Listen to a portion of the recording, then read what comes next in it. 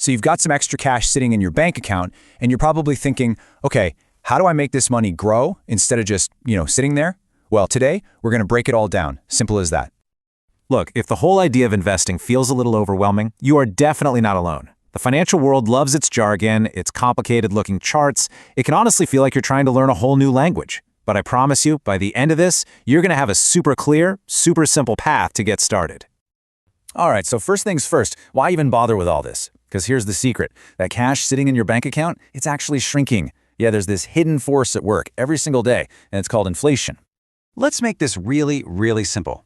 Think about a Chipotle burrito. Just a few years back, in 2019, it cost about $8.50. Fast forward to today, that exact same burrito is now closer to $12. That's inflation, right there in your lunch. Your dollar just doesn't stretch as far as it used to. And to put a really sharp point on it, if you had $50,000 sitting in cash back in 2019, that same 50 grand today buys you 1,700 fewer burritos. That is a mountain of burritos you're missing out on. This is the problem we're trying to solve. Inflation is literally eating away at your buying power. So how in the world do you fight back? This is where investing comes into play. You see, the stock market, over the long haul, has this amazing track record of growing your money faster than inflation can shrink it. It's the best tool we've got to make sure your money is actually growing, not disappearing. And there's another reason to invest, something that honestly feels a little bit like magic. It's called compound interest. You've heard that old saying, it takes money to make money, right? Well, this is exactly what they're talking about. It's when your profits start making their own profits. It creates this incredible snowball effect. Just look at how this thing builds on itself. You take a single $1,000 investment, let's say it earns 10% a year. 20 years later, it's over $6,700. But here's the really mind-blowing part. See how much faster it grows in that second decade compared to the first? That's the snowball really peaking up speed. And the best part? That's without you adding another single penny. Okay, so you're on board. Investing is the way to go. But where do you even start? Well, let's talk about the absolute simplest, most effective tool for any beginner out there, the index fund. Now, you could try to pick individual stocks, like trying to guess if Tesla or Apple is going to be the next big winner. But honestly, that's super risky and it takes a ton of research. Your entire fortune could be tied to just one company. Index funds, on the other hand, are the ultimate set-it-and-forget-it strategy. You spread your money across hundreds of companies all at once. So what exactly is an index fund? Just think of it like a shopping basket. Instead of trying to pick the single best apple in the supermarket, you buy one basket that automatically contains a tiny piece of the 500 biggest and best companies in the entire country. You get a little slice of everyone, all in one easy purchase. And the benefits here are just huge. First, you get instant diversification, which is just a fancy way of saying you're not putting all your eggs in one basket. That lowers your risk. Second, the fees are incredibly low, because there's no high-paid manager trying to guess which stocks to buy.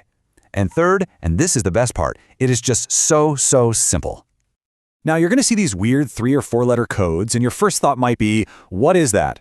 Don't let them scare you. Ticker symbols are just like airport codes. Seriously. You know that if you see JFK, you're heading to New York.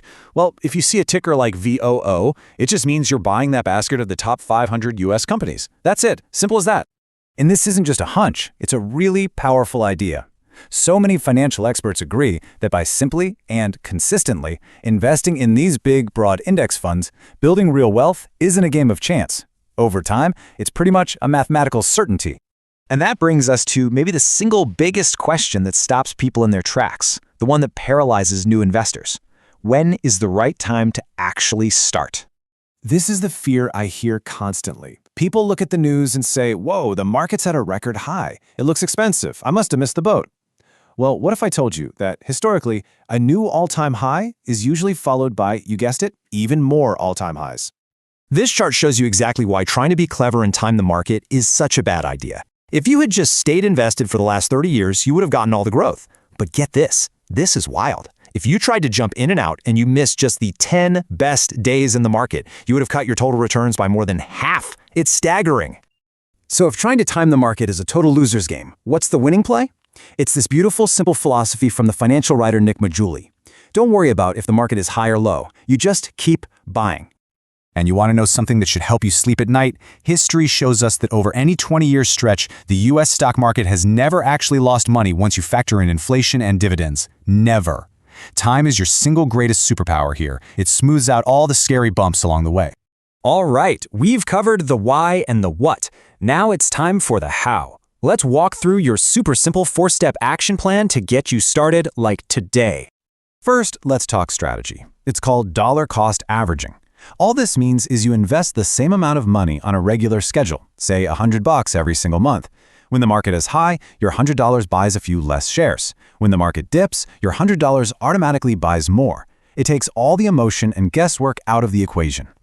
So here it is, your 4-step plan. Step 1, open an investment account. There are tons of great, easy-to-use online options out there. Step 2, choose your investment. Just start with that simple, low-cost S&P 500 index fund we've been talking about. Step 3, and this is absolutely key, automate it. Set up a recurring investment so you just keep buying without even thinking about it. And finally, number 4, stay curious. The more you learn about this stuff, the less scary and the more empowering it all becomes. So I'll just leave you with this one question to think about. Those small, consistent steps you take today, when they're powered by that magic of compounding, can build a financial future for you that might seem totally impossible right now. You know, there's that old saying, the best time to plant a tree was 20 years ago. The second best time is right now.